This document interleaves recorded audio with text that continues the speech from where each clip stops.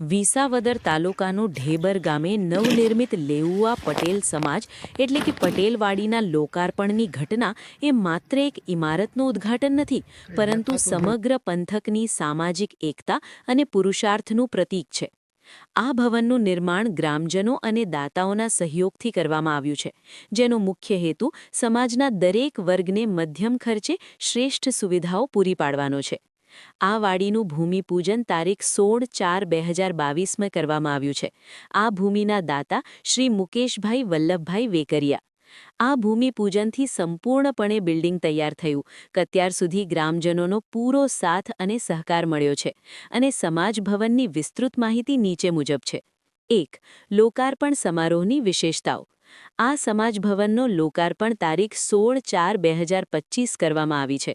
વિધિ અત્યંત ભવ્ય અને ધાર્મિક વાતાવરણમાં કરવામાં આવી હતી. સંતો મહંતોની ઉપસ્થિતિ. આ પ્રસંગે આસપાસના જાણીતા આશ્રમો અને મંદિરોના સંતોએ હાજરી આપી આશીર્વચન પાઠવ્યા હતા. રાજકીય અને સામાજિક આગેવાનો. વિસાવદર ભેસાણ પંથકના ધારાસભ્યો, સહકારી ક્ષેત્રના અગ્રણીઓ અને લેઉવા પટેલ સમાજના હોદ્દેદારોએ આ કાર્યક્રમમાં ખાસ હાજરી આપી હતી.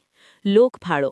આ ભવનના નિર્માણમાં ઢેબર ગામના વતનીના રતનો, જેઓ હાલ સુરત, અમદાવાદ, નવસારી વસે છે, તેના દ્વારા ઉદાર હાથે દાન આપવામાં આવ્યું હતું.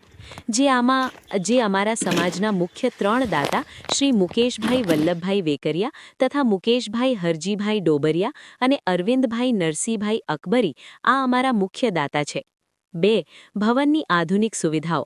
આ સમાજના પ્રમુખ શ્રી દિનેશભાઈ વલ્લભભાઈ વઘાસિયા તથા મંત્રી શ્રી દિલીપભાઈ મંજીભાઈ સાંગાણી તથા ગામના ટ્રસ્ટી મંડળ અને ગામના સર્વે ભાઈઓ સાથે મળી સમાજ ભવન ઊભું કરેલ છે. ઢેબર ગામની આ સમાજવાડી આધુનિક જરૂરિયાતોને ધ્યાનમાં રાખીને બનાવવામાં આવી છે.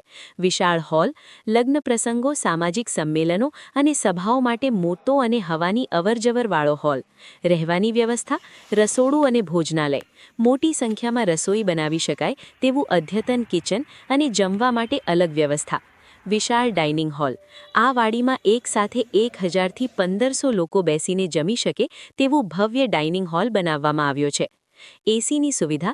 લગ્ન પ્રસંગોમાં ગરમી ન લાગે તે માટે મુખ્ય હોલ અને કેટલાક ખાસ રૂમ્સમાં આધુનિક એસી સિસ્ટમ ફિટ કરવામાં આવી છે તથા પાણી પીવા માટે આરઓ ફિલ્ટરવાળું ઠંડુ પાણીની સુવિધા છે. લિફ્ટની સુવિધા.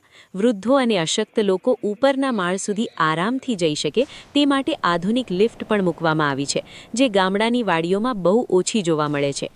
વાડીમાં સંપૂર્ણ સીસીટીવી કેમેરા સાથે જોડાયેલા છે. દાતાઓ. ઢેબર ગામના વતનીઓ ભલે ધંધાર્થે બહાર હોય પણ તેમણે આ ભવન માટે દિલ ખોલીને દાન આપ્યું છે. પાટીદાર એકતા. માત્ર મોટા ઉદ્યોગપતિઓ જ નહીં પણ સામાન્ય ખેડૂતો અને નાના રત્ન કલાકારોએ પણ પોતાની મહેનતની કમાણીમાંથી ફાળો આપ્યો છે. તકતીઓ. વાડીના દરેક રૂમ અને હોલની બહાર મુખ્ય દાતાઓના નામની તકતીઓ લગાવવામાં આવી છે, જે આવનારી પેઢીને દાનનો મહિમા સમજાવે છે. પાર્કિંગ. વાહનોના પાર્કિંગ માટે વિશાળ જગ્યા રાખવામાં આવી છે, જેથી મુખ્ય રોડ પર ટ્રાફિકની સમસ્યા ન સર્જાય. 3. સામાજિક મહત્વ અને ઉપયોગિતા. આ સમાજ ભવનમાં એક મણીબાનું રસોડું પણ આવેલું છે. ગામમાં જરૂરિયાત લોકોને ટિફિનની સુવિધા પૂરી પાડવામાં આવે છે. આ સમાજવાડીના લોકાર્પણથી આસપાસના નાના ગામડાઓ માટે પણ અનેક ફાયદાઓ થશે. ઓછા ખર્ચે પ્રસંગો.